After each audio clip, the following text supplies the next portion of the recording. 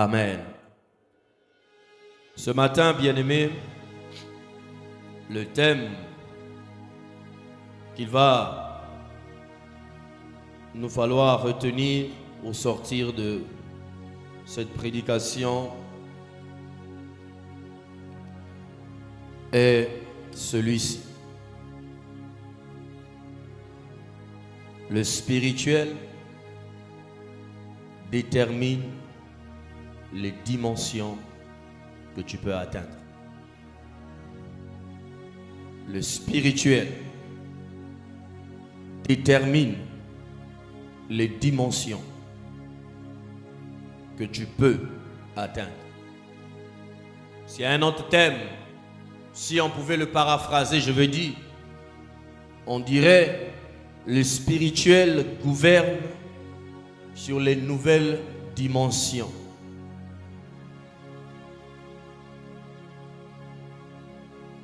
Où le spirituel détermine la nouvelle dimension spirituelle, physique. Je voudrais que vous me prêtiez attention, bien-aimés. Parce que ce message est pour toute personne qui est chrétienne. Mais aussi pour quelqu'un de juste humain.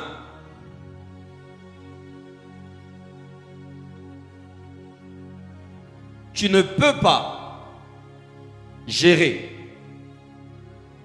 physiquement une dimension quelconque si tu n'as pas la dimension spirituelle pour cette chose. Tu ne peux pas gérer une dimension physiquement si spirituellement tu n'as pas la dimension qu'il faut pour la gérer. Quand je parle de dimension ici, pour ceux qui sont là depuis que nous avons célébré le 10e anniversaire, vous comprenez c'est quoi la dimension? Une dimension, ça peut être un niveau où Dieu veut t'emmener. Ce que Dieu veut que tu accomplisses. Une position que Dieu veut te donner. Une nouvelle ère dans laquelle Dieu veut te faire entrer. Tu ne peux pas la gérer physiquement si tu n'as pas la dimension spirituelle de la chose. Chaque dimension que quelqu'un atteint physiquement. Pourquoi je dis physiquement? Si quelqu'un a réussi à son bac, physiquement il tient le document qui lui montre qu'il a le baccalauréat. Physiquement il a travaillé pour avoir le baccalauréat. Si quelqu'un a été promu, si quelqu'un a certaines capacités à ce que lorsque la personne arrive à une autre dimension, comme on a vu avec Jésus, où sa renommée se répand. Physiquement, on connaît le nom de Jésus qui se répand partout. Mais chaque dimension physique a un aspect, a un côté spirituel. Si tu n'as pas sa dimension spirituelle, tu ne peux pas entrer dans sa dimension physique ou gérer sa dimension physique.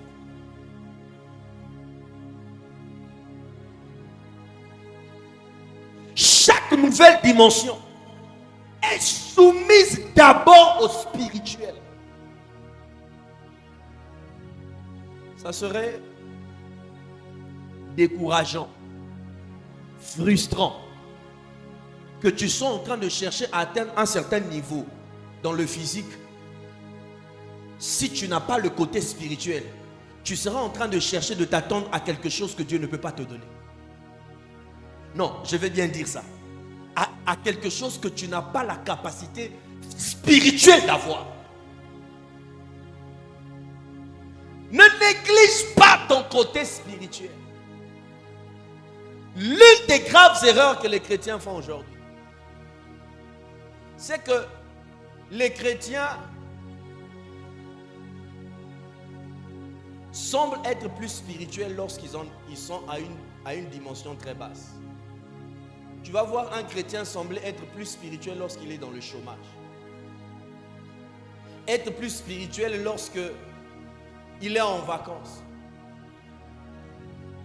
Lorsque seulement les occupations physiques arrivent, les chrétiens aujourd'hui pensent qu'il faut donner plus de temps à ce qui est physique et négliger le spirituel. C'est comme ça que parmi les gens les plus élevés dans le monde, on trouve rarement des chrétiens. Parce que les chrétiens n'ont pas la dimension spirituelle de gérer certaines dimensions physiques.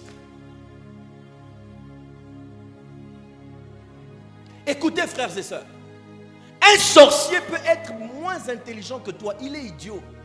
Mais il a la capacité d'empêcher à quelqu'un qui est intelligent d'avoir le bac. Comment? Un idiot dans la journée ne sait même pas lire. Mais la nuit, il est capable de t'empêcher d'avoir le bac avec toute ton intelligence. Parce que le spirituel gouverne sur le physique.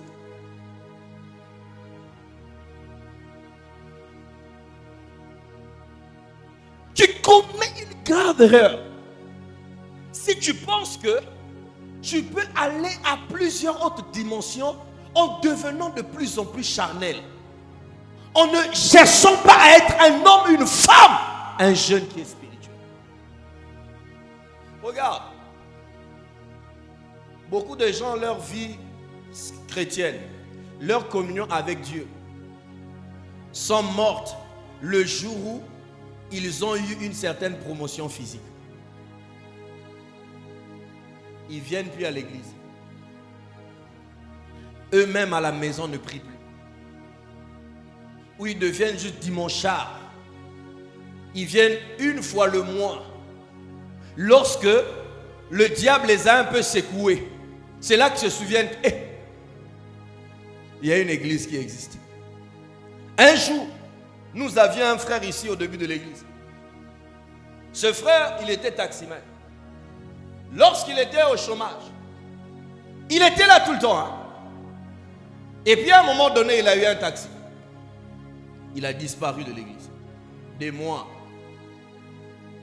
Un dimanche, pendant que nous étions ici en culte, nous avons fini. Tout le monde est parti.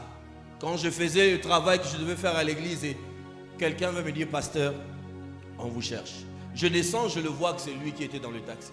Il me dit, pasteur, j'ai besoin de vous. J'ai dit, qu'est-ce que tu as? Il allait mal. C'est-à-dire, psychologiquement, sa tête ne fonctionnait plus.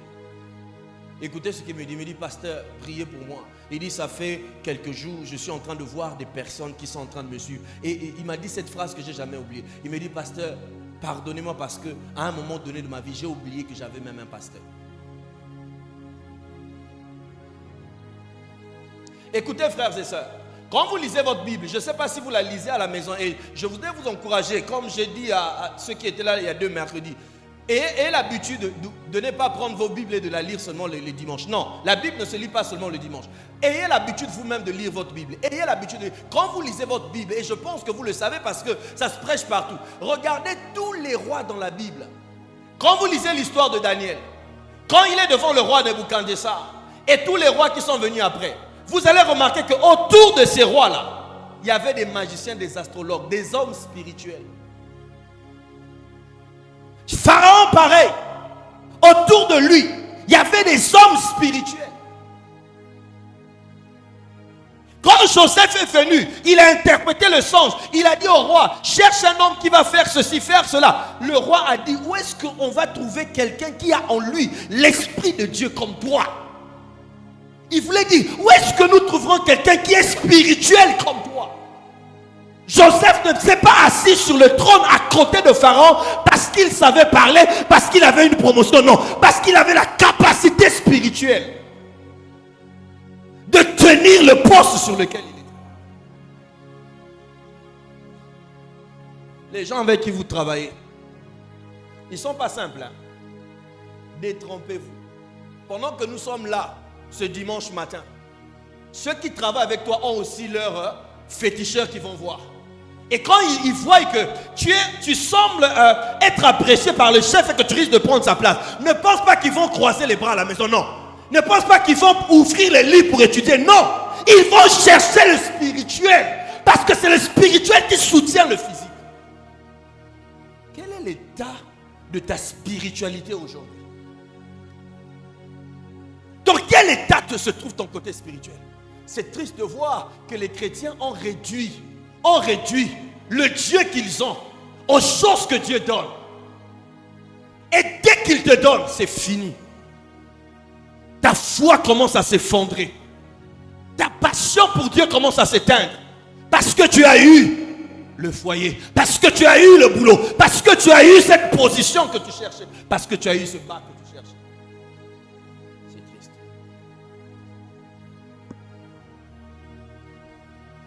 Y a-t-il quelqu'un ici? La Bible déclare de Jésus, avant que sa renommée se répande, Jésus a été tenté 40 jours par Satan. Avant que son nom soit connu, Jésus devait avoir la capacité d'affronter Satan lui-même. Regarde ton voisin, pose la question, quel est ton état spirituel? La plupart des chrétiens ne sont pas spirituels. La plupart. Voilà pourquoi tu arrives à un certain niveau donné. Dès que tu commences à négliger ta vie spirituelle, tu te rends compte que tu ne peux pas aller plus loin. Il y a des païens qui sont devant toi, qui avancent, qui atteignent certains niveaux que toi tu as du mal à atteindre. Parce que spirituellement, tu ne peux pas gérer ce truc que tu cherches qui est physique.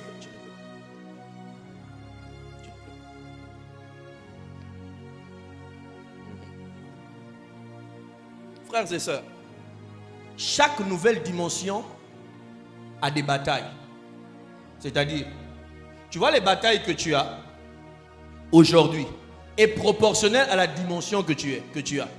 Voilà pourquoi Paul dit, aucune tentation ne vous est survenue qui ne soit humaine. Et avec la tentation, Dieu permet toujours qu'il y ait une issue.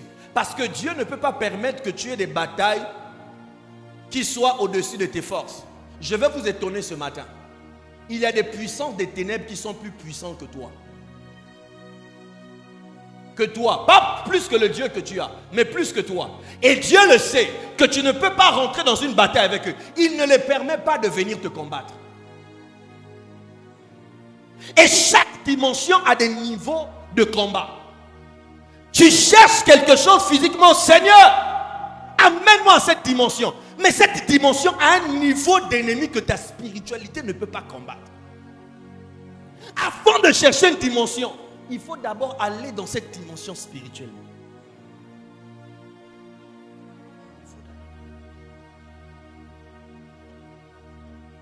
C'est triste quand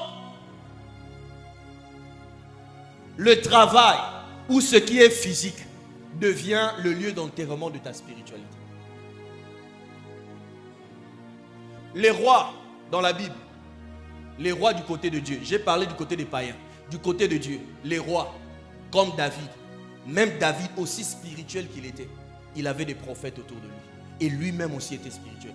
Le jour où David a commencé à ne plus être spirituel, il a laissé sa harpe, il ne composait plus les psaumes et il est monté sur un toit, il a vu une femme, il est tombé et là des puissances dans le monde spirituel ne le permettaient plus d'avoir une certaine position. La nouvelle dimension exige une certaine dimension de spiritualité. Ne pense pas que le fait que tu viennes une fois à l'église, que tu écoutes la parole une fois, que c'est ça qui va te donner la possibilité d'atteindre les rêves que tu as. Parfois, les chrétiens ont des rêves tellement fous que Dieu peut bien faire, mais ils ne rêvent pas des choses spirituelles qui peuvent leur permettre d'avoir ces choses. Alléluia. Je veux nous dire une chose. Écoutez-moi bien. Surtout vous qui êtes jeunes. Ou vous qui êtes femmes. Les personnes que nous disons être dans qui vous interdisent d'aller à l'église. Qui méprisent les églises. Je veux vous dire, Ces personnes-là ont des cultes. Ils ont des cultes. Et chaque semaine, ils vont dans leur culte. Ce qui t'interdit, ce n'est pas qu'il veut t'interdire juste d'aller à l'église. Ce qu'il dit, c'est la stratégie du diable. Mépriser quelque chose afin de te décourager, afin que tu perdes le côté spirituel et ça t'empêchera d'avoir une certaine dimension. Ils le savent. Ils ont des rituels qu'ils font. Ils le savent. Alors quand il te dit, pourquoi tu vas à l'église, ne va plus, il t'interdit. Il y a quelque chose de spirituel il veut te faire perdre derrière. Il va te dire non, tu es en train de faire le bac. Non, tu es maintenant marié. Il faut arrêter de prier tout le temps pour prendre tout le temps son... Non. Il faut savoir faire l'équilibre sur les choses. Parce que le monde fonctionne avec un certain équilibre. S'il y a des phasages, le côté spirituel est trop bas que le côté physique, c'est là que tu sens que tu n'arrives plus à tenir face même à ce que Dieu t'a donné. Ils le savent. Il va te dire ne va plus. Et même, je voudrais vous dire une chose, écoutez-moi bien. Dans ce monde-là, on n'accepte pas quelqu'un juste par plaisir d'accepter. Vous avez lu avec moi cette histoire? Obed Edom. Dans 1 Samuel 7, il est dit, je vais vous relater l'histoire. Le peuple d'Israël commençait à vivre n'importe comment. Et un jour, les Philistins s'attaquent au peuple d'Israël. À l'époque du prêtre Élie, ils disent, prenons l'arche de Dieu. L'arche était le symbole de la présence de Dieu. Prenons l'arche de Dieu, emmenons-le dans le camp, parce que chaque fois que l'arche accompagne dans le camp, on a toujours la victoire. Ils ont pris l'arche qui représente la présence de Dieu. Ils emmènent dans le camp, les Philistins les matent. Et les Philistins prennent l'arche. Les fils d'Élie sont morts à cause de ça. Élie lui-même a appris la nouvelle, il est tombé, il est mort. Maintenant, l'arche de Dieu, quand on l'emmène dans la maison de Dagon, Dagon c'est un dieu philistin. Le matin quand ils reviennent, ils viennent trouver leur Dieu prosterné devant l'arche de Dieu. Ils ont pris l'arche, ils ont dit qu'est-ce qu'on va faire? Ils se rendent compte que Dieu commence à les frapper d'hémorroïdes. Parce que l'arche de Dieu ne peut pas être touchée par n'importe qui. L'arche de Dieu n'est pas négligée. Parce que c'est le symbole de la présence de Dieu. Ils vont se concerter avec les hommes spirituels. Qu'est-ce qu'on doit faire? Les sorciers de leur ville disent, prenez l'arche, renvoyez ça vers Israël, afin que la plaie quitte. Ils ont pris l'arche, ils ont renvoyé. Quand ils renvoient, ils vont le mettre dans la maison d'un homme qui s'appelle Abinadab. Frères et sœurs, l'arche est restée chez Abinadab 20 ans. 20 ans. Abinadab a pris l'arche, a mis dans un coin. On a pris un de ses fils, on a dit bon tu gères un peu. Le fils aussi sûrement était négligent. Il avait le symbole de la présence de Dieu dans sa maison. 20 ans. La Bible s'arrête là juste, que ça fait 20 ans. David devient roi. Il dit non, je ne peux pas commencer ma royauté sans avoir les bases spirituelles. Il faut qu'on ramène l'arche de Dieu à Jérusalem. Parce qu'une royauté sans spiritualité ne sert à rien. Si je deviens roi, c'est parce que ce Dieu m'a permis de devenir roi. Ramenons son arche. David aussi ne consulte pas la Bible ou encore les livres des prophètes ou des docteurs. Ils vont prendre des hommes pour porter un bœuf pour porter l'arche. Or que la Bible disait les Lévites devaient le porter. Quand cet animal portait l'arche, ils arrivent quelque part. L'animal a trébuché et le chariot aussi a trébuché. Uza a voulu tenir. Dieu l'a frappé. David a eu peur. Il a dit, je ne veux pas qu'on meure tous ici. Il regarde à gauche, à droite. Il trouve la maison d'un homme appelé Obed Edom. Il dit, prenons l'arche. Laissons-le dans sa maison. S'il va mourir, il n'a qu'à mourir. Ils prennent l'arche. Ils mettent dans la maison d'Obed Edom. Mais Obed Edom sait que le spirituel domine sur le physique. Obed Edom prend soin de l'arche qui représente la présence de Dieu. La Bible déclare 3 mois seulement. Dieu a béni la maison d'Obed Edom. C'était la même dans la maison d'Abinadab. 20 ans, sa maison n'a pas été bénie. Mais dans la maison de quelqu'un qui comprenait le spirituel, 3 mois seulement, sa maison a été complètement bénie. Écoute-moi, la présence glorieuse de Dieu qui bénit, qui fait du bien, peut être à tes côtés. Mais parce que le spirituel est quelque chose que tu ne comprends pas, ça passera à côté de toi. Mais quelqu'un qui comprend le spirituel va bénéficier de cela. Tu vois, on reconnaît la spiritualité d'une personne par la manière qu'il prend soin des choses spirituelles. La chose est physique, mais il peut voir la connotation spirituelle dans la chose. Là, c'était quelque chose qui était fait d'or. Tout le monde voyait Shabinada, disait c'est juste un caisson. Mais Obed-Edom a dit non. Le caisson que vous voyez a quelque chose de spirituel à l'intérieur. Et cette chose représente Dieu lui-même. Ce n'est pas un simple caisson. 3 mois. La Bible dit même David a appris que la maison d'Obed-Edom a été bénie. Il a dit non. Allons prendre l'arche. Vous savez ce qui s'est passé? Quand David a pris l'arche, a ramené à Jérusalem. Lisez votre Bible dans la suite. La Bible déclare Obed-Edom a pris ses affaires, sa maison. Il a dit, là où se trouve l'arche, c'est là où aussi je serai. Il est venu à Jérusalem. Il a demandé, est-ce que je peux quand même être le portier? C'est-à-dire là où on met l'arche, moi je sois juste là le gardien. On lui a dit d'accord, Obed-Edom est devenu gardien. Plus tard, on lit encore non, qu'Obed-Edom n'est pas seulement gardien. Il est même rentré dans le milieu des chantres. Il est devenu chantre de Dieu. Dans la maison de Dieu. Pourquoi? Parce que le spirituel gouverne. La dimension que tu veux atteindre t'exige d'abord une dimension spirituelle. Si tu ne l'as pas, si ton côté spirituel est mort, tu es arrêté.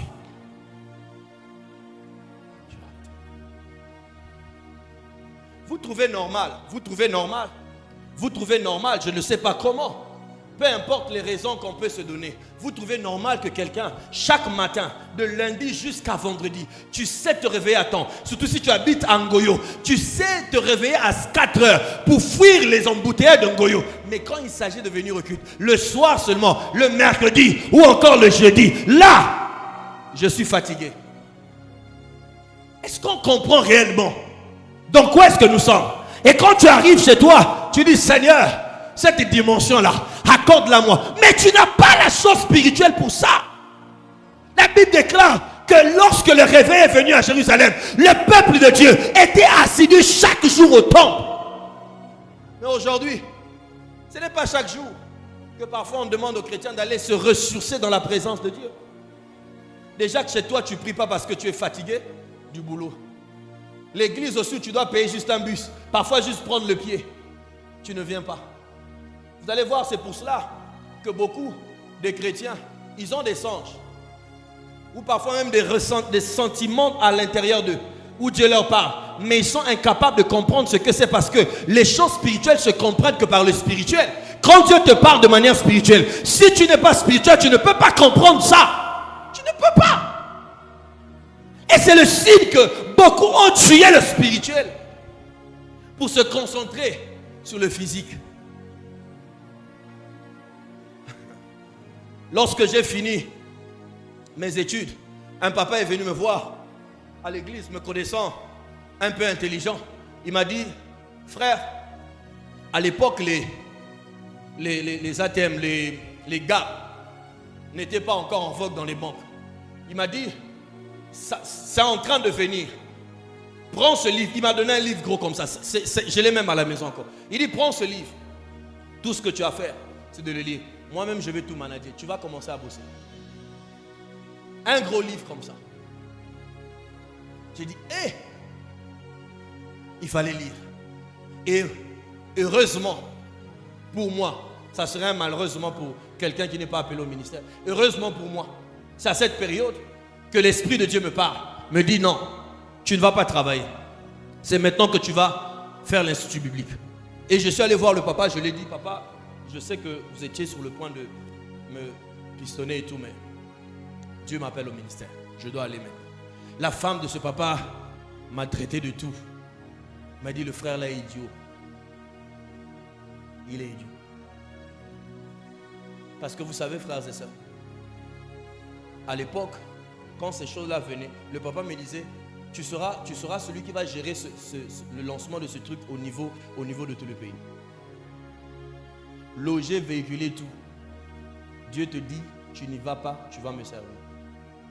Avec une église où tu sais déjà combien on va te donner comme bourse quand tu vas commencer à le servir. J'avais 30 000 francs par mois de bourse. 30 000 francs. Quand je suis lancé dans le ministère, je reviens dans la parenthèse. Quand je me suis lancé dans le ministère des années après, c'est cette maman elle-même qui est venue avouer et dit, pasteur, lorsque mon mari m'avait dit que vous avez refusé, je vous ai traité d'idiot, pardonnez-moi. Mais maintenant, je vois que vous avez fait le bon choix. Amen. Alléluia. On est prêt à lire des gros livres pour apprendre comment les choses fonctionnent.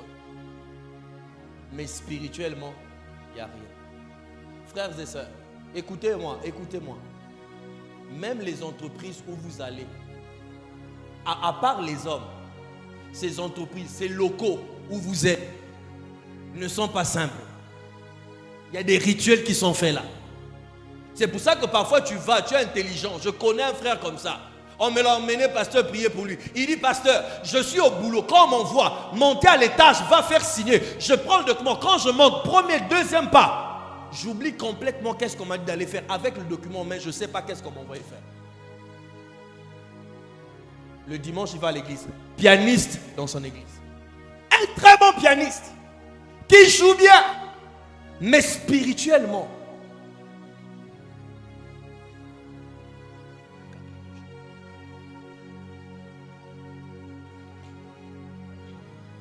Il y a quelqu'un ici. Frères et sœurs, écoutez-moi. Chaque fois que vous voulez monter à une autre dimension, si vous ne cherchez pas à monter à une autre dimension spirituelle, laissez vos rêves. Ce sont des cauchemars déguisés en bons tableaux que vous faites. Parce que ce sont des principes de la vie. Les personnes que nous envions, quand tu le vois atteindre un certain niveau, il n'est pas arrivé là juste comme ça. Non. Spirituellement, il y a des choses qu'il a traversées. Il y a des dimensions qu'il a traversées. Qui peuvent faire à ce que toi-même qui peux être au plus bas, que tu puisses être à mesure de percevoir des choses spirituelles et monter plus que les autres. C'est pour cela que Jésus, lorsqu'il nous emmène dans la foi, il dit aux petits enfants, vous êtes forts parce que vous avez vaincu. Fort. Fort comment? Tu vas voir quelqu'un qui est chétif, mais spirituellement il est fort. Regarde ce que Satan dit à Dieu. Quand Dieu lui dit, est-ce que tu as remarqué Job? Satan lui dit, est-ce que Job te sert de manière désintéressée? Si Job te sert, s'il est passionné de toi, c'est parce qu'il dit, toi Dieu, tu as protégé sa maison. Tu as béni l'œuvre de ses mains. Satan savait que la richesse que vous voyez de Job, ce n'est pas le calcul de la tête, ce n'est pas l'intelligence humaine. Il y a un esprit supérieur, Dieu lui-même, qui bénit tout ce que Job fait. Il y a un esprit. Et cet esprit, c'est Dieu lui-même. Potiphar a pris les biens de sa maison, a laissé entre les mains de Joseph. Voit l'argent rentrer dans sa société. Ses animaux se multiplier. La Bible déclare, est-ce que Potiphar a regardé l'argent? Il a dit à Joseph, oh, quelle est la sagesse? Non. La Bible dit, Potiphar avait remarqué que l'Éternel était avec Joseph. Il a remarqué le spirituel.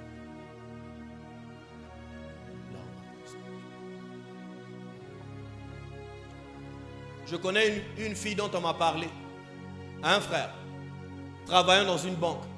Un Westaf est venu le voir pour faire un retrait. Le Westaf a écrit 500 000 sur son... C'était écrit 500 000 sur son chèque. Il a posé le chèque. Il a posé sa pièce. La sœur a pris. Pendant qu'elle prenait l'argent, elle a sorti 5 millions. Elle a posé sur la table. L'Esprit de Dieu lui a dit, regarde bien le chèque. Quand elle a regardé, c'était 500 000. Elle n'a rien dit elle-même. Elle a enlevé 500 000. Dès qu'elle a donné au Westaf, le Westaf lui a dit, tu as eu la chance. Il est parti. C'est spirituel.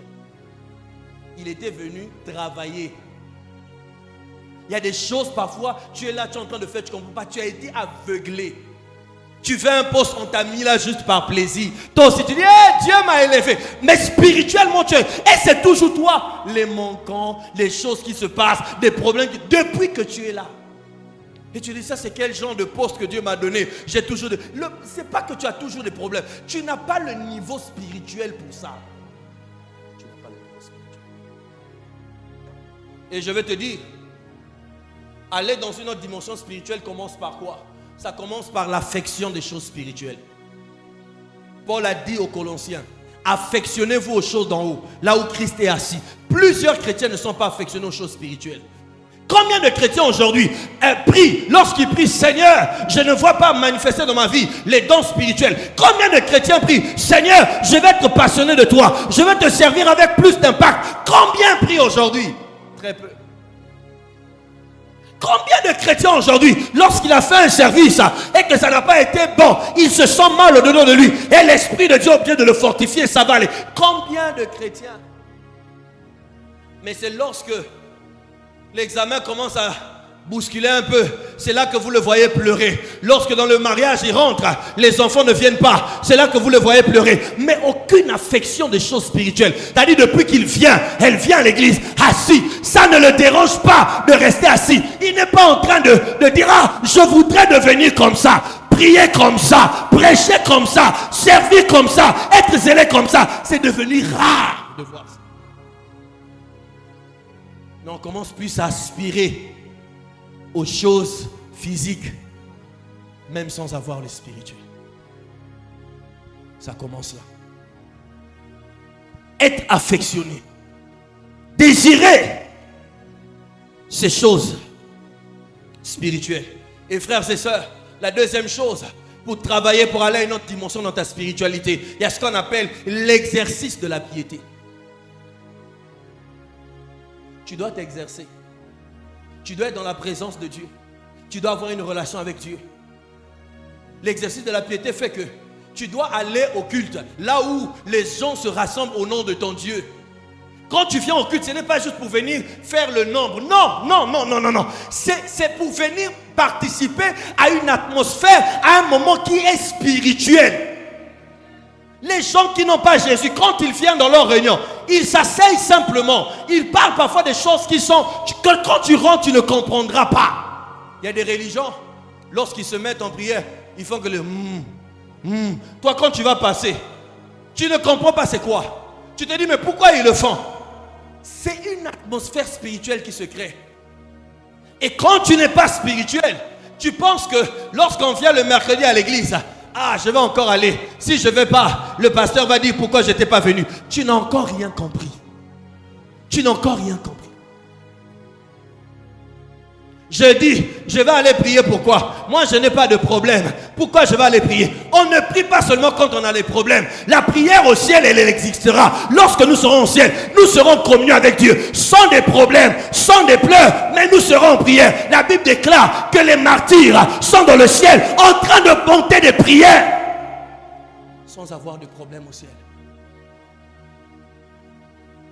Pourquoi je vais aller? Moi, je connais déjà. J'ai déjà assez. C'est comme ça que tu vas voir du lundi au vendredi. Quand tu es au boulot, à l'école, tu es confronté à tout ce qui est charnel. Et tu te livres à des choses charnelles. Tes pensées deviennent charnelles. Tes opinions deviennent charnelles. Ta manière de voir devient charnelle. Et le dimanche, quand tu viens, tu te dis, bon, j'ai reçu la charge de toute la semaine. Ça ne se passe pas comme ça. Il faut exercer de la piété. Voilà pourquoi Dieu a fait, lorsque le Saint-Esprit est venu, chaque jour, ils étaient au temple. Et la Bible déclare, ils persévéraient dans l'enseignement, la prière, la communion fraternelle, la fraction de pain. C'est ça qui les gardait dans leur foi.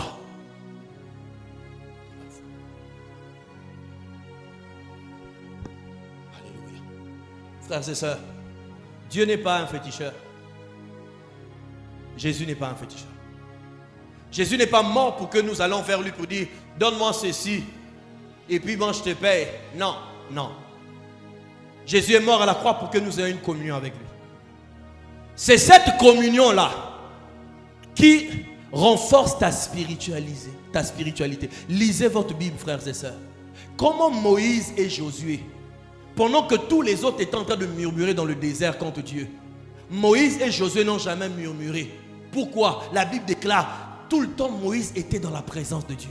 Et Josué allait dans la présence de Dieu. Même quand Moïse finissait, Josué restait là. La présence de Dieu faisait qu'il supporte la douleur, la chaleur, la fraîcheur du désert sans murmurer contre Dieu.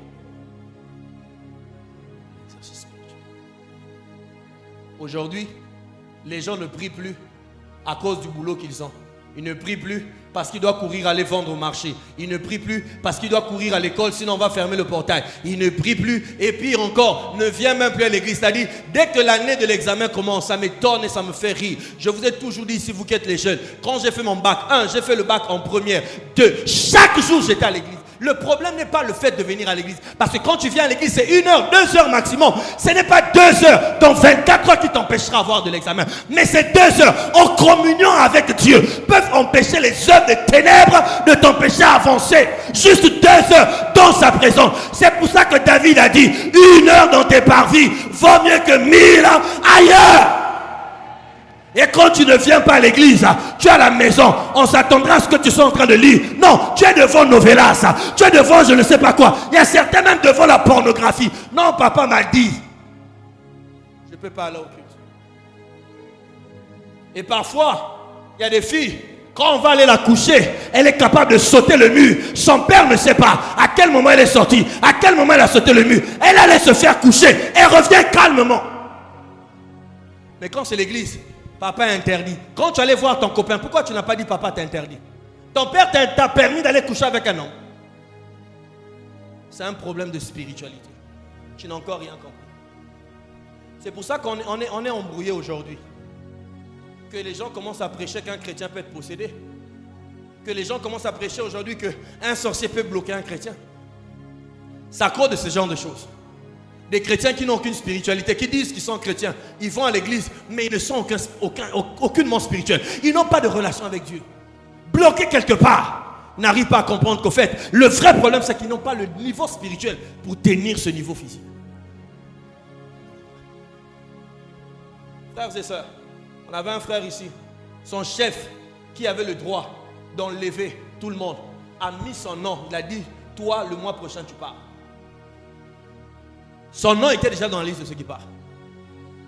Les semaines après que ceux qui devaient partir sont partis, le même monsieur il revient, il vient trouver son nom dans la liste. Il lui pose la question, comment ton nom se retrouve encore dans la liste de ceux qui doivent rester? Comment? La Bible déclare, le cœur du roi est comme un courant d'eau entre ses mains. Il incline là où il veut.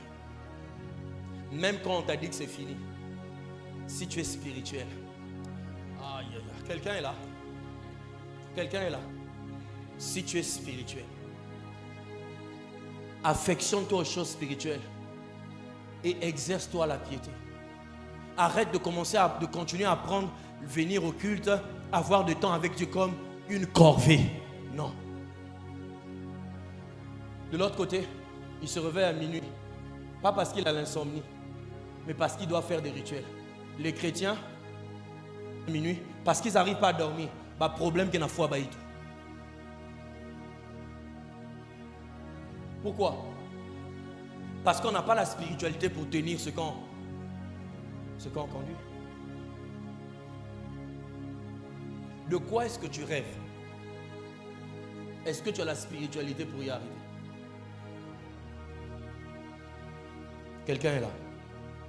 Paul a dit aux Corinthiens, vous avez tous les dons, il ne vous manque aucun don. Mais il dit, vous êtes encore des charnels. Vous êtes encore des enfants.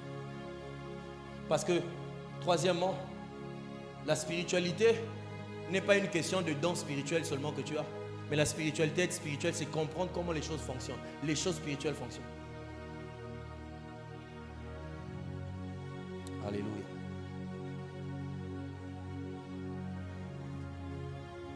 Tant que ta vie spirituelle est médiocre, sache-le qu'il y a des dimensions que tu ne peux pas atteindre.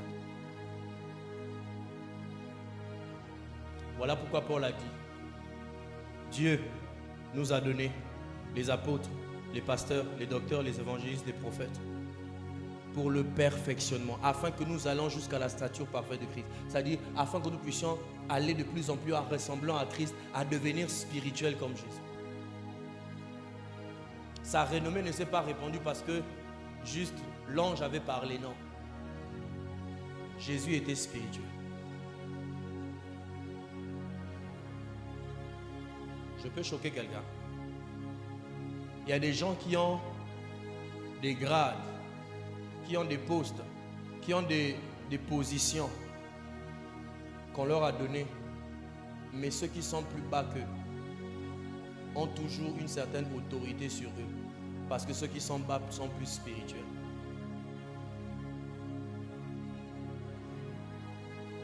Quand tu n'es pas spirituel, homme, femme, dans ta maison, il y a des choses qui vont te passer.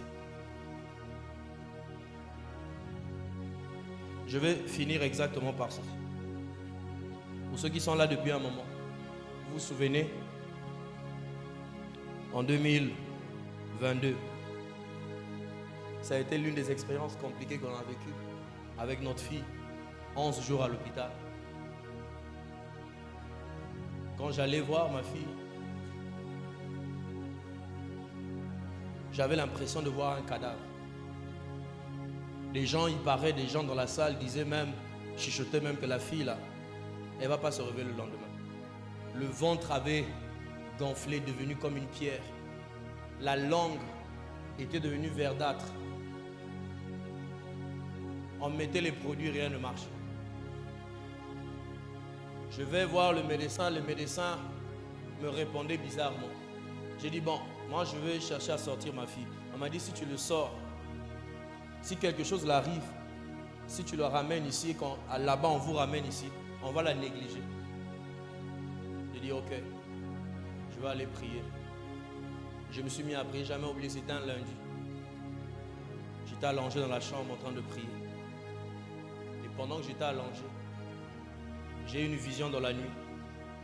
J'ai vu ma fille à l'époque, en 2022, elle avait quel âge? 4 ans.